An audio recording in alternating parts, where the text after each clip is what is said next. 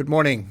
Welcome to AWB's live post-election discussion. My name is Gary Chandler. I'm Vice President of Government Affairs for the Association Washington Business, the state's oldest and largest employer group.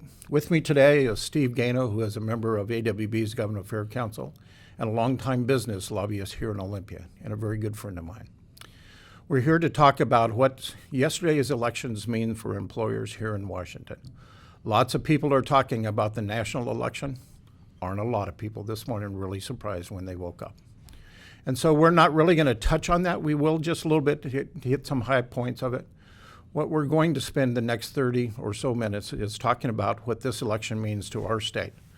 What is the legislature going to look like next year? What does the election mean for our Supreme Court and statewide offices? And we'll look at the initiatives including carbon tax and the minimum wage. This is an interactive discussion. We'd like to answer your questions. You can send them to us through the webinar logon, or if you're watching us on Facebook Live, you can submit them as a comment. We'll answer as many as we can. We'll also have a recording of this entire talk on our website later this week. So if you can't watch it all and you want to share it, check back at awb.org tomorrow, and we should have that ready to watch. So Steve, good morning. Morning. You want to start off with what your thoughts are, the biggest news from last night? Dog catcher election. It was a big election last night, and I think it caught everyone off guard. Gary claims he was confident that that was going to happen, but I think most folks, myself included, were surprised by the outcome of the national elections. A historic night. I think, Gary, you and I were talking earlier, it's the first time in our country's history that someone that has never been elected to office before or held a military position or served in the military is now President of the United States. So an historic night, and it'll be fascinating to see how President-elect Trump does. And I think last night, if you didn't watch his address to the public last night, it was good to see him in a different form than he has been through the elections, and trying to start that unity. He had already been called by Secretary Clinton and gave her good remarks about her running of the election and her service that she's provided to the United States. Congratulated her for that, but really called now, can we all unite? Can we all come together? Even those that didn't vote for me, he said, I want to represent you.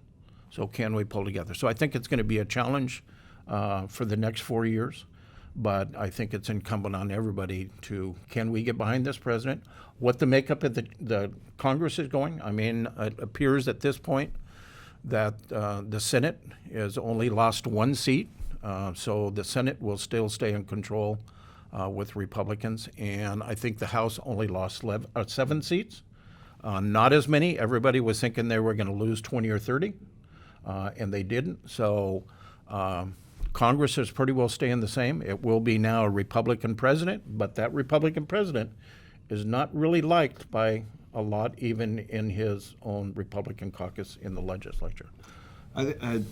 All true, and I think what was most fascinating, when you look at the map of last night's elections, all the states that went red, the state of Washington can almost be a microcosm, an almost duplicate in our state elections of what happened at the federal level.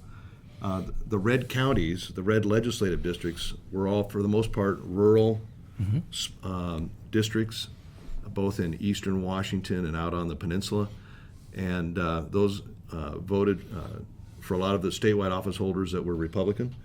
And yet King County once again showed its dominance and how it can influence elections by being a blue county. I think Pierce and Snohomish County as well as a couple counties up on the peninsula. So it's a fascinating election. I'm sure folks are going to be digesting it for a long time, and a lot of master theses are going to be written about what went right and what went wrong for each of the candidates, and why the polls were so wrong.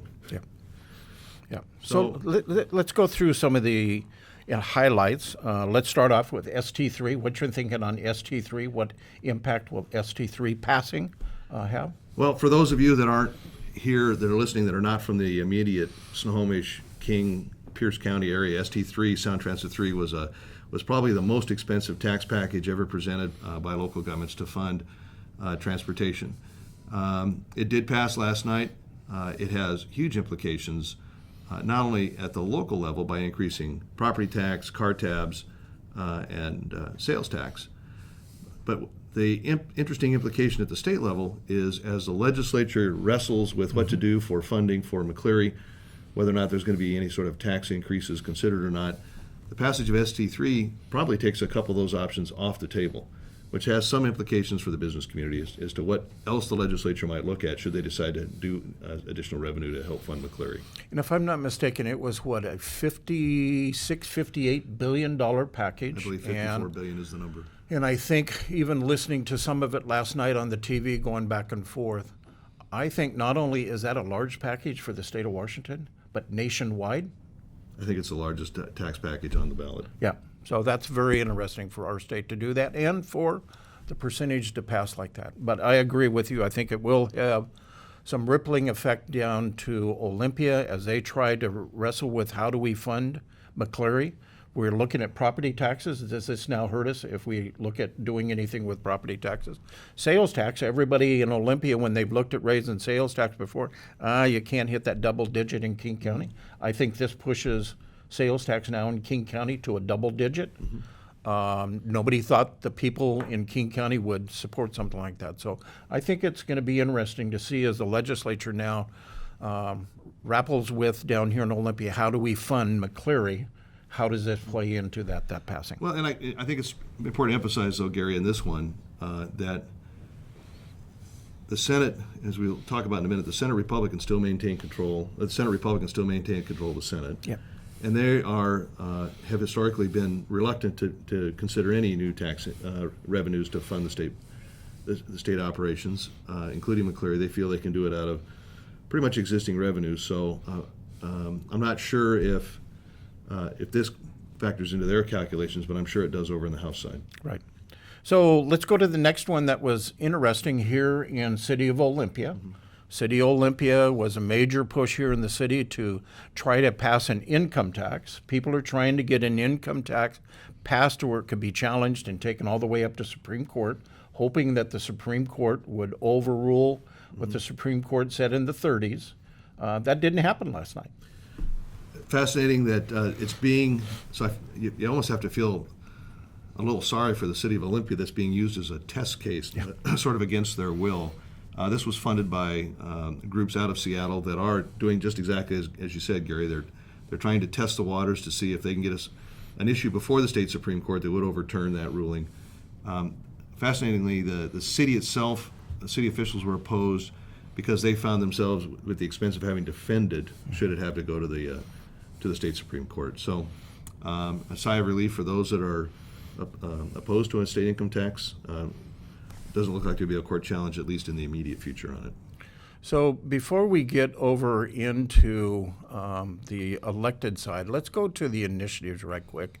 So let's start off with Initiative 1433, minimum wage. Not a surprise to us. We've been polling minimum wage. I think between us and some of the other business community, the Restaurant Association, we've probably spent $150,000 on polling for the last 2 or 3 years. And so this wasn't a surprise. Our polling showed it would pass at 56%, and it's passing now at 59%. So come January, we're going to have $11 an hour for minimum wage. And for our rural areas, I think it's going to be difficult. The other thing that's in there that was not talked about a great deal, though, is in addition to the minimum wage, I think paid family leave is in this as well, and sick leave. Sick leave is in there.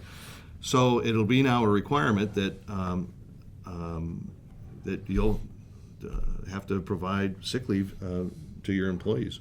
Yeah, and it's poorly crafted in the initiative, so I think there may be some fighting in the courts over how the language is written in that initiative, but it essentially is 1 hour for every 40 hours that an employee works, you have to have for sick leave. It's going to be a major impact, I believe, on small business, especially in the rural areas. And remember, in Employment Security last week when I was over there, what they showed us was 41% of the state is still waiting for the recession to get over. So those people that are in that part of the state where they're still waiting for the recession, they now, after these elections, are going to be hit with a minimum wage increase and sick leave on those small businesses. And no telling what the legislature this next year, paid family leave, like you talked about, it may be coming up and other things. So 1433 is a major one that is passed now. We'll go to $11. I don't want to put it out there too much. We did have a package trying to go to 12. I think 12 would have been much better, but it wound up on the ballot at 13. So let's go down to the next initiative. It's 1464, which dealt with campaign finance. And this one is close to my heart in the audacity of the folks that were proposing this to try to get it passed. 1464 would have, while the folks that were pushing it, a large group of out-of-state supporters as well as some wealthy individuals here in state, were pushing this with the idea of getting money out of politics. The irony, of course, is a lot of their money was coming from out of state. Their effort was to try to make more transparency, yet they used the existing laws they weren't as transparent as a measure they were trying to pass. It would have, should it had passed, it would have created publicly financed campaigns with a form of a democracy voucher, where each voter would have gotten three $50 vouchers then to turn in to a candidate of their choice that was running for either the legislature or a statewide office. But probably more troubling than that was the fact that it would have, and was not talked about a great deal, was the other provisions of the bill. It would have limited anyone that has any work to do with the government, any sort of government contractor, from being able to contribute to elections. So everybody from a local asphalt supplier up to and including even perhaps Microsoft, who of course sells a lot of services, as you would expect them to the state of Washington through their software, would have been considered a government contractor. They would have been prohibited from being able to participate in the election process. It would have set up, one of their ads was a big push on the revolving door of people coming out of office and going into the lobby corps. That was one of their big elements of it. But the thing that was probably most troubling was the fact that it let a lot of organized labor off the hook in its effort. In the end, I think voters, there was a fairly considerable campaign for it, a very, in fact, almost non-existent campaign against it, despite all of our efforts to try to raise some money to fight this. It might have been the cheapest defeat the business community has ever mounted. Yeah. And it was funded, if it would have passed, by eliminating the sales tax exemption for out-of-state people coming in, which would have affected a lot of our members down in Vancouver, next door to Oregon, Spokane. So that was one piece of which I would have said, if it would have passed, I think the out-of-state sales tax is around $40 million, $50 million. It would not have funded fully $150 for every voter. Correct. It would have then put another piece that the legislature, in order to comply with the initiative, would have had to take general fund money out of the legislature, out of possibly McCleary money, and start funding this. So it would open that big door to start funding campaigns with government money. I think this election, if anything else, showed the importance of the voter pamphlet statement. The No side did a great job of putting together a voter pamphlet statement, a good committee that wrote it, and it shows that people will pay attention to those things. So voter pamphlet statements are important. We tend to, those of us that are here every day tend not to think of that very much, but to the folks that put that together, that they did a great job, and I think it showed in the final outcome. And a couple more, there were issues that we really didn't get involved here in AWB. 1491 will set up now to where family members, police officers, if they feel that you as a gun owner have mental problems and shouldn't have a gun, they can go get a court order to take away your possession of firearms. That one passed right now with 71% of the vote. 1501, another SEIU, basically union initiative. 1501. This is a fascinating one. Again, it'll show you what a great title will do in a campaign effort, a great voter pamphlet statement, and then not really explaining what the bill does. This is almost an inside baseball fight between SEIU and the Freedom Foundation. This involves when the SEIU got home health care workers publicly financed and unionized a few years ago, the names of the SEIU members are a matter of public record. And so, to their credit, the Freedom Foundation has been going to those folks individually and pointing out they don't have to pay. And let me stop you. Freedom Foundation being a conservative think tank Correct. here in the state of Here in Washington. Olympia. They were going to individual members saying you don't have to participate in these, pay these union dues, and it was having an impact on how SEIU was financing its operation, of course, being one of the larger political contributors here in the state of Washington. So they decided to go after it and sort of veiled it with senior citizens and privacy protection and those sorts of things. And what it basically will do is not allow those names to be made public. Yeah.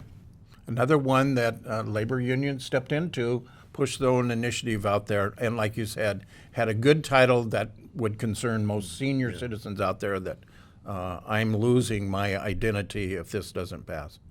Next one, one that we worked very hard here on at AWB, Initiative 732. One of my staff, Brandon Housekeeper, worked very hard on carbon tax initiative. We worked hard on the No campaign.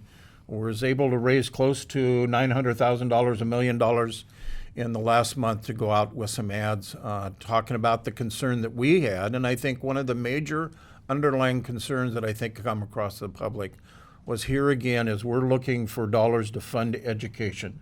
If this initiative would have passed, it would have taken close to $800 million out of the general fund and used elsewhere. And basically, it would have cost probably $800,000 to education somewhere. So, Even more fascinating is the fact that the environmental community was against this measure. yeah. They have a better proposal they believe that they're going to come up with in a couple of years.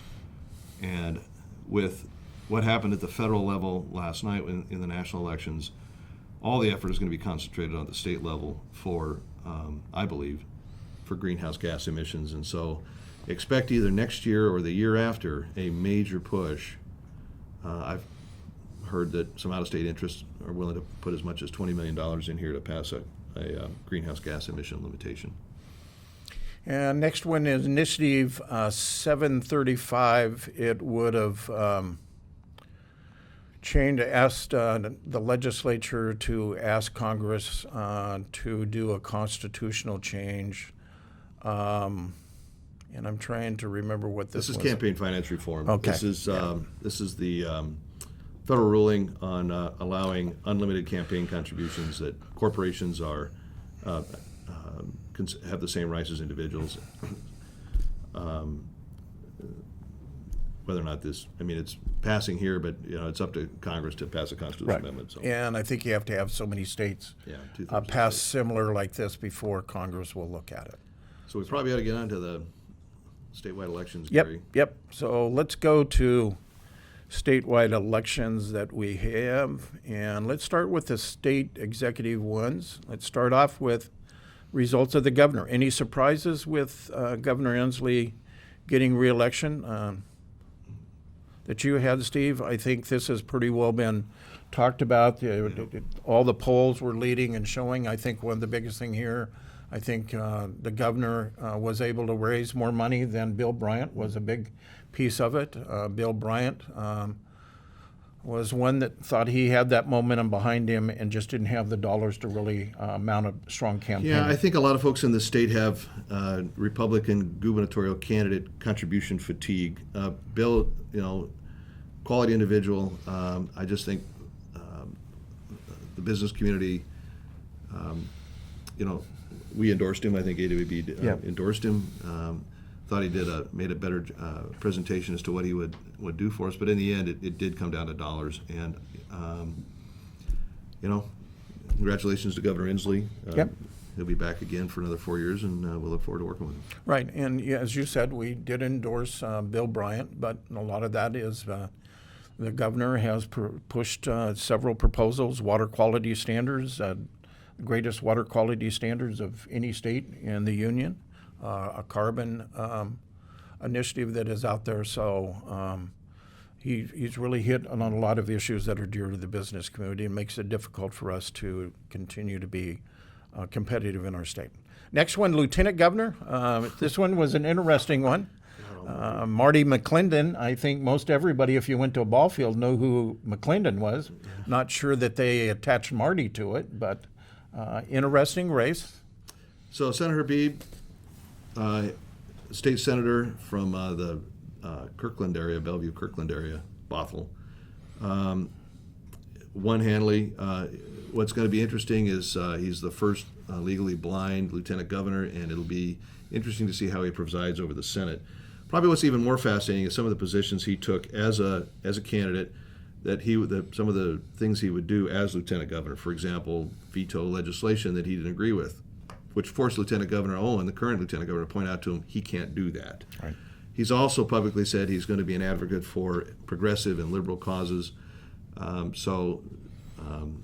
Senator Beebe is going to be an activist lieutenant governor as opposed to just a presider over the state Senate. So it'll be interesting to see how he gets along with his fellow members of the Senate. Yeah. This will be an interesting to watch as we move forward. Secretary of State, hotly contested race.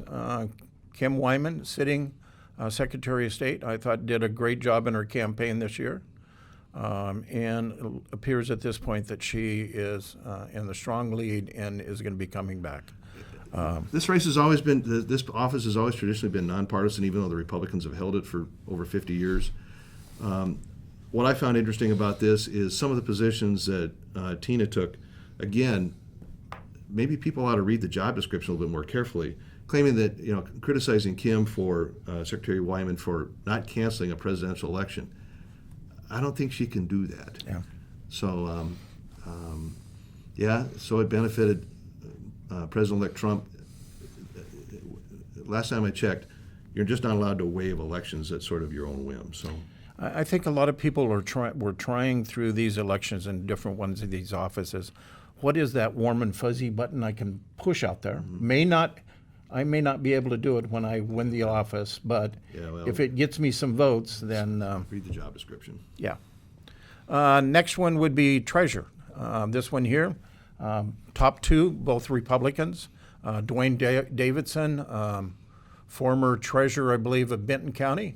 He prevailed, and that was not a real hotly contested between two Republicans. So we have a new treasurer. First time in a long time since it's been held by a Republican, I believe. I believe that's right. So next one is state auditor. Mark Malosha, Pierce County Executive Pat McCarthy. Pat McCarthy was termed out as executive of Pierce County. Mark has always held audits and performance audits as being very important. He's been a champion of that. Again, this just shows how King County can influence statewide elections.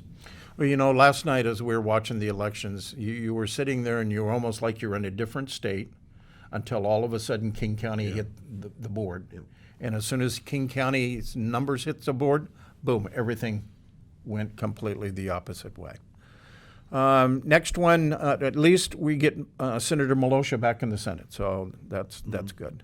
Next one is Attorney General Bob Ferguson. I don't believe he ran virtually unopposed. Yeah, he really didn't have a race there. So, Commissioner of Public Lands. This is a very important one because remembering that a lot of the funding for schools, local governments come off of cut timber. This is going to be interesting with Hillary Franz as she appears to be taking this position. She's also talked in her campaign. She wants to change that. So yeah, and what's even more interesting about this is Hillary Franz, who's been the executive director of FutureWise, is an organization that has sued. Either she has sued or some of her main benefactors have sued the Department of Natural Resources repeatedly. She's sued many municipalities over the course of time in trying to enforce and limit growth in the Growth Management Act. Again, this is a demonstration of urban versus rural.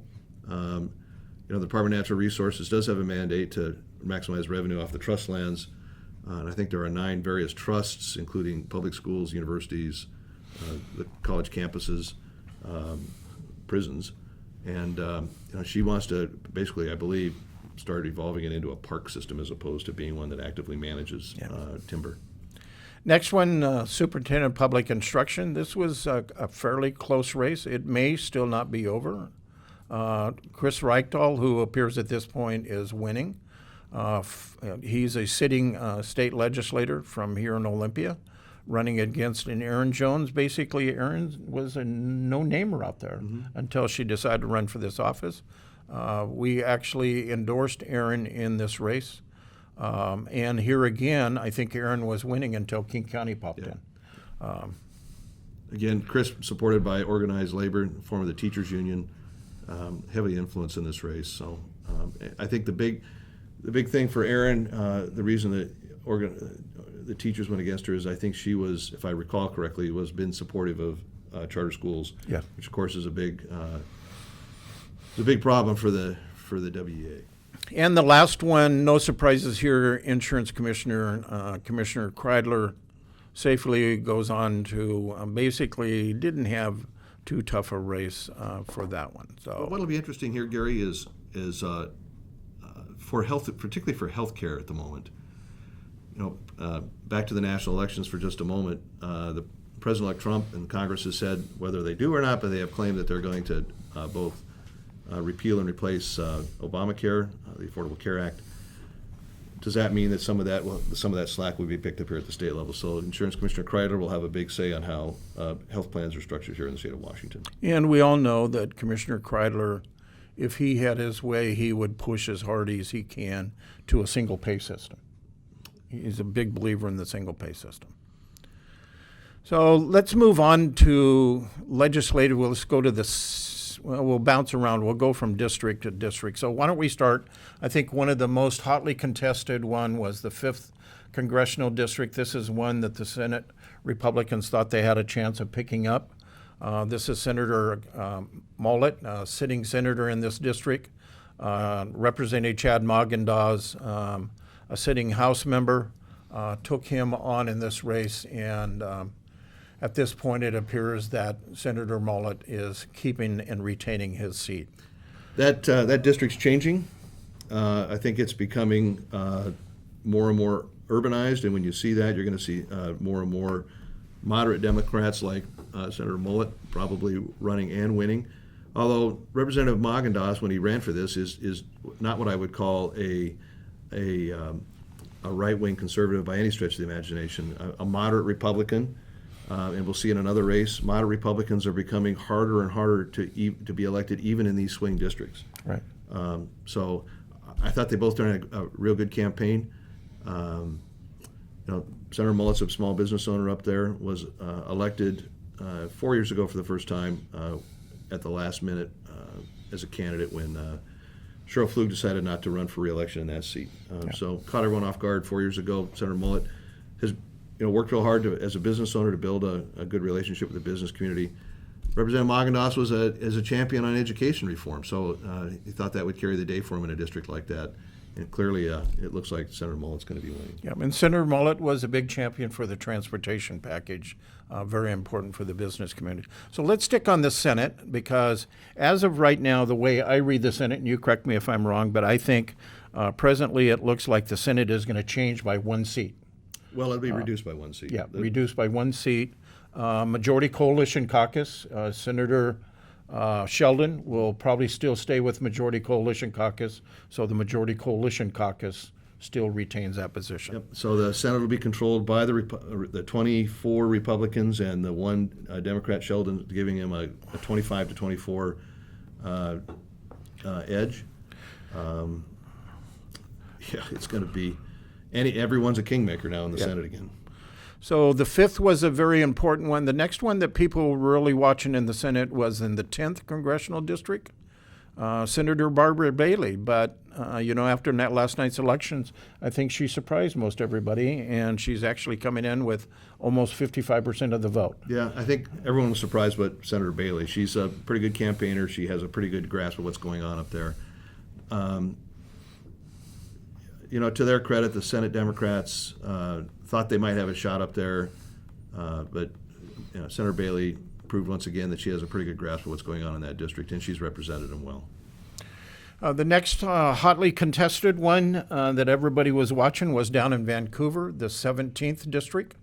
Representative Linda Wilson decided to go up and run for the Senate. This is Senator Don Benton. He decided not to run for the legislature, so Representative Linda Wilson decided to jump up and run for that seat.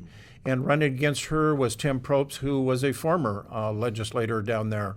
That was, if I'm not mistaken, didn't Linda beat him out as a House seat? That's correct. So Linda beat him out as a House member.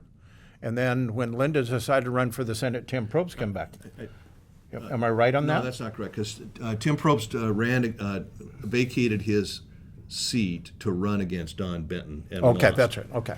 And so has been gone for 4 years, was attempting to come back to win that Senate seat again. You know, Representative Wilson is a small business owner down there. She and her husband are pillars of the community. And, you know, that district down there is trending to be sort of a common sense Republican district. And I think Linda Wilson represents that well. Yeah, yeah. And like you said, her husband's family has owned a cabinet manufacturing company down there And good AWB members. I and believe. very good AWB members. And so we're glad to see. And Linda has been a strong supporter of small business issues right along with us here at AWB.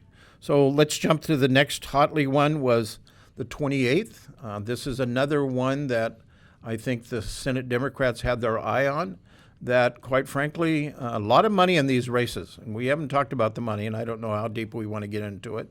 But a lot of money were put into these races. And the 28th is another one of those that people feel is a swing district.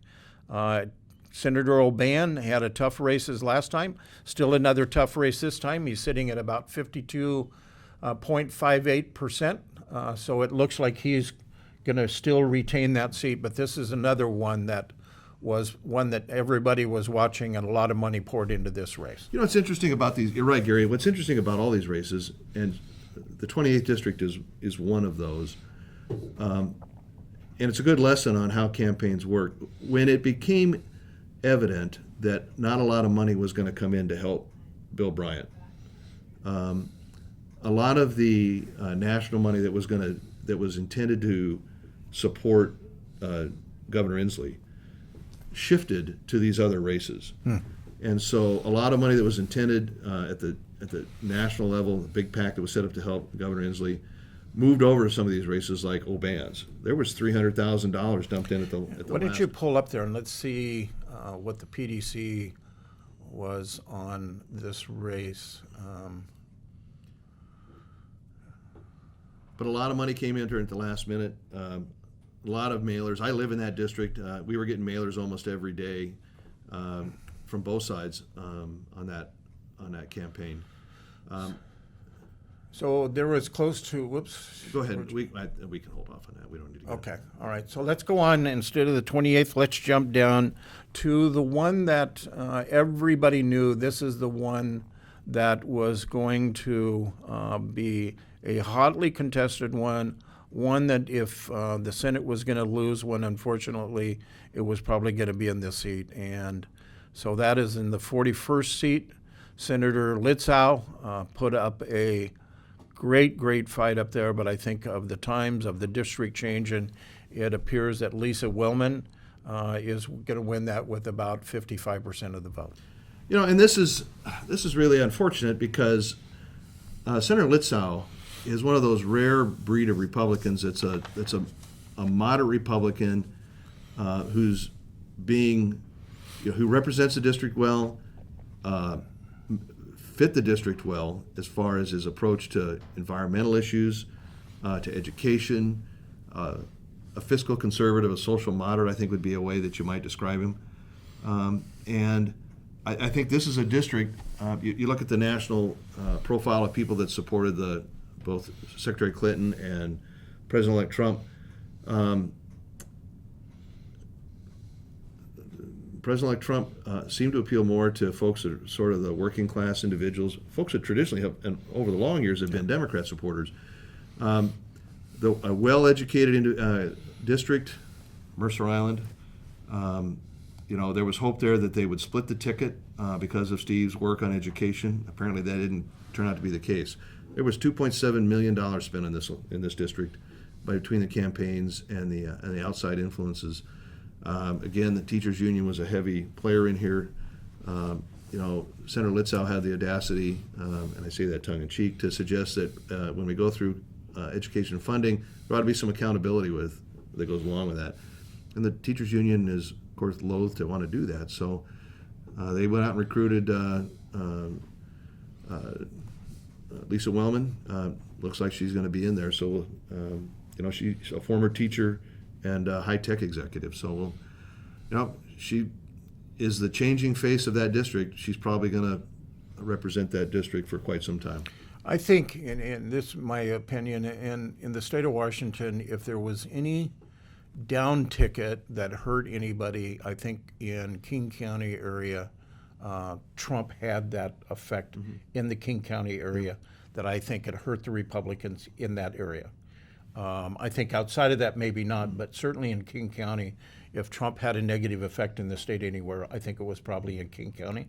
So I think Steve is feeling some of the Trumpitis in this state is being taken out with Steve, but he certainly has been one of the best champions that we've had supporting education. And like you said, we want accountability, and we want to know when that kid graduates, that he actually graduates and his degree means something. Yep. And he's strong on that, and I think the business community really hates to lose a leader like this on education. So let's jump over to the House side. Let's go back up to the 5th District again. This was showing some surprises in the House races there. In position 1, Jay Rodney has been there, I don't know, 10 years maybe? I didn't look how long, but I think right. 8 to 10 years. At the present time, Jay is trailing, not by too far behind, about 250 votes down. And so this is one, and these races we're talking about today, this isn't maybe only 40% of the vote has been counted, if even that. I don't know what percentage is. According to the Secretary of State's website, about 54% have been tabulated. Okay. So far. We still have a lot of votes out there. So these races like Jay Rodney, where he's down 250 votes, this one is one that can easily change back. But I think this is a surprise, other than if I had any criticism of Representative Rodney, and sometimes he doesn't like to campaign as hard as he probably should. I can't imagine anyone that likes to campaign all that much. It's not a, I enjoyed it. Yeah, sure you did. It's, again, two different skill sets from governing and running for office. And to those that enjoy campaigning, God bless you. But, it's tough work. I believe that Jay will come back and win this as the votes continue to come in. With only 44,000 votes in there, there's still a long way to go, and I believe Jay will probably end up winning his seat back. And a surpriser is Paul Graves, who was new coming in, and actually having a person run against him coming from the government inside the governor's office. Darcy Berner is the candidate running against him. And I think what's interesting in this race is Paul Graves is leading and Jay was trailing. But at the present time, it appears that Paul Graves is going to be the new one in this seat. And hopefully he can pull it off. He's up about 530 votes the last time I looked at it. And this is Representative Magendas' vacant seat, so this would be a hold for the Republicans. Both of these would be holds for the Republicans. So let's jump to the next one would be the 17th again. This is Vicki Kraft. She would be running for the seat that Senator Wilson is vacating. Vicki Kraft, new to the legislative process at this point. She's hanging on. She's up by 481 votes. This would be a hold for them down there. Here again, you would think it's a Republican seat, but the challenger gave Vicki quite a run for it. Yeah, and the reason I think part of that is Sam Kim ran as an independent Democrat. As you know, when you put your name on the ballot, we're a top 2 state. You can identify yourself as anything you want. So you prefer Republican Party, as Vicki Kraft has said, and then you can prefer an independent Democrat. That appeals to the Democrat effort. Again, I believe Vicki Kraft eventually pulls this out, just given the profile of the district. Yeah. Next one would be the 19th. This was kind of an interesting one. Here again, I think if it was a anything with Trump. Trump might have helped out in this race because in the rural areas, anytime I was down there, I never saw so many Trump signs in all my life around that area. This is one that has traditionally been held by Democrats for I don't know how far back. The 19th has had a Republican representative. I remember when it was one of the few districts back in the 80s. It had an A and B split. The district was split in half. Bob Williams used to represent part of this district. That's right. Yeah. So, see what happens when you get old like me? You remember that stuff. Yeah. What's interesting about this district is the appointment to the vacant House seat. So, remember, Dean Tacko held the seat, went over to the Senate when Brian Hatfield left the Senate seat. J.D. Rossetti was appointed and served a legislative session and did, I think, fairly well. At the same time, Teresa Purcell felt that her appointment to that position was not honored, so she decided to run. A longtime family in the district. Her father is a prominent attorney in the 19th down in the Longview area. Jim Walsh is a talk show host down there and on radio. And you're right, Gary, this district is one of those rural districts that feels they have been forgotten. Yep. The economy has not recovered down there. This is a timber fishing area of the state. And Jim Walsh could win this. And that would be a pickup for the Republicans. Yeah, it's one to watch.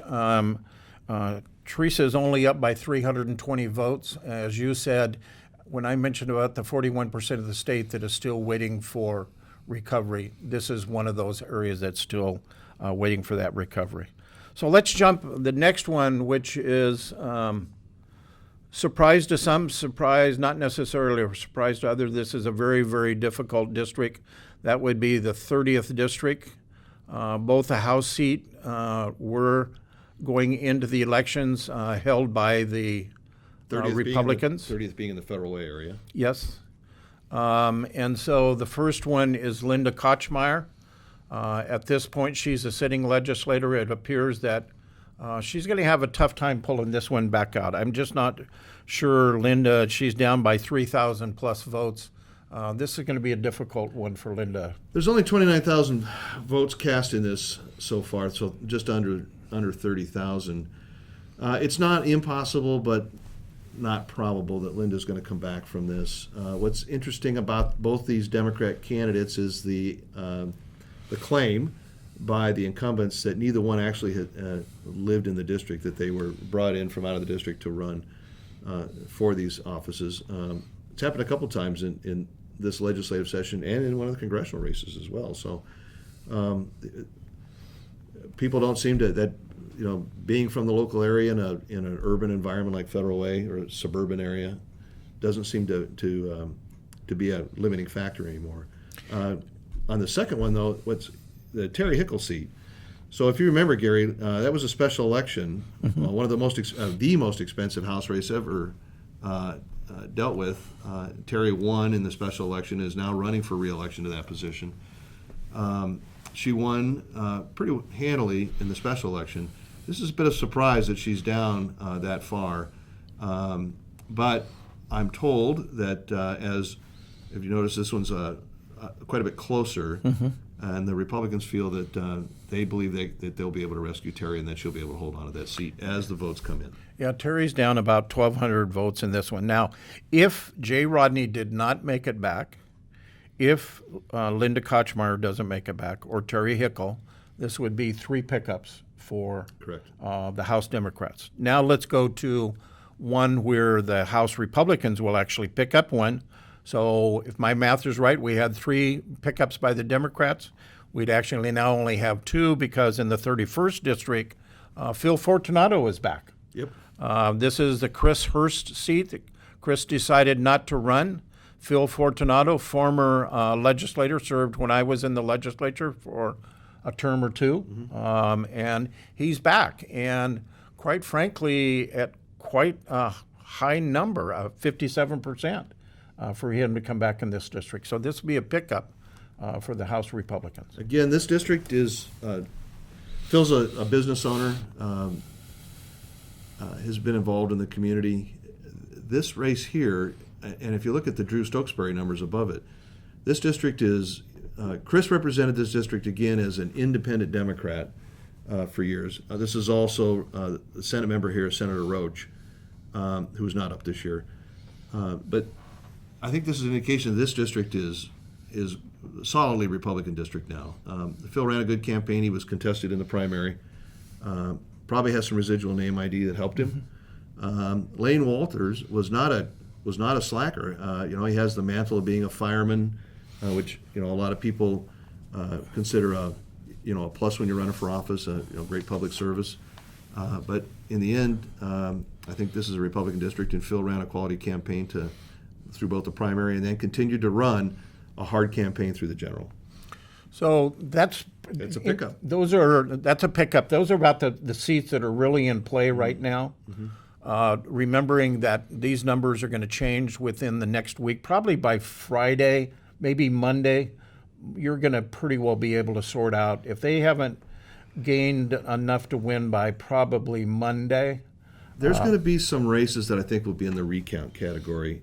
There's going to be some ballots that are going to need to be rehabbed in some of these really close races, probably in Federal Way, probably down in Clark County. They're not going to give up easily in Vicki Kraft's race.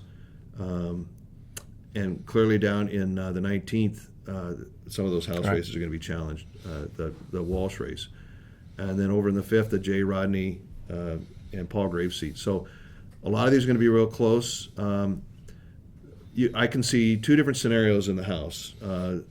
A net gain by the Democrats of 2 or 3, which would put them at 53. There's 98 members total in the House. So that would put them at 53. There's a scenario I can paint where they could find themselves in a tie, a 49-49 tie, if those races hold on with those pickups, which would be fascinating, with a tie in the House and a 1-seat majority in the Senate.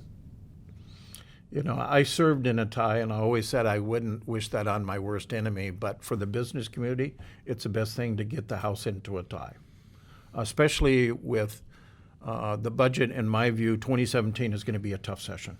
I fully expect this session to go, it'll be Dante's Inferno for all of us, because it'll just be going on forever. Yeah, it's going to be a very tough session. How do they finish funding? Certainly the education bipartisan group that has been put together, they haven't said anything until after the elections. Now they'll come out and start talking about what they've learned, what is basic education, what is not, how each district treats basic education funding differently. How do they come up with some type of levy swap? Is that what they're going to do at levy reform? However they're going to call it. How are we going to, is it $1 billion that we still need to put more into, remembering that the lead of the Senate Republicans have put close to $4 billion new dollars into education? How much more is really needed?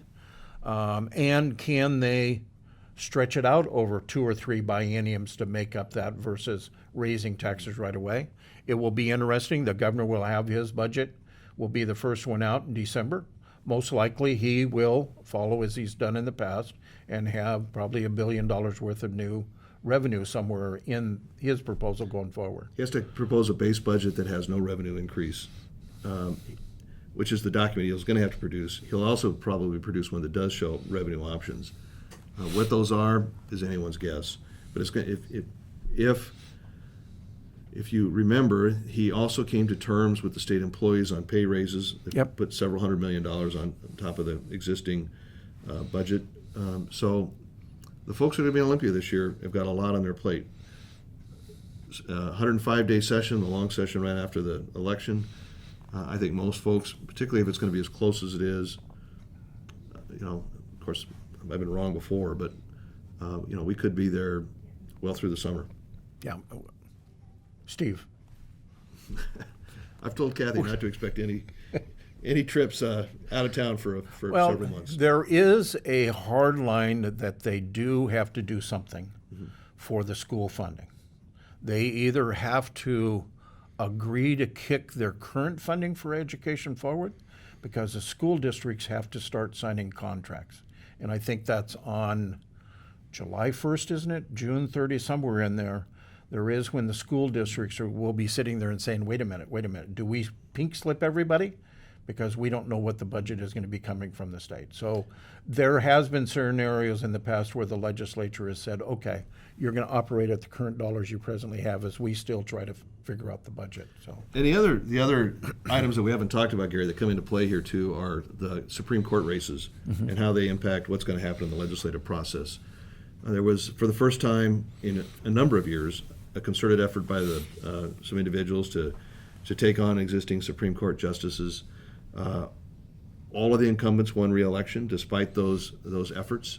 And how the courts react to that will be interesting. yeah.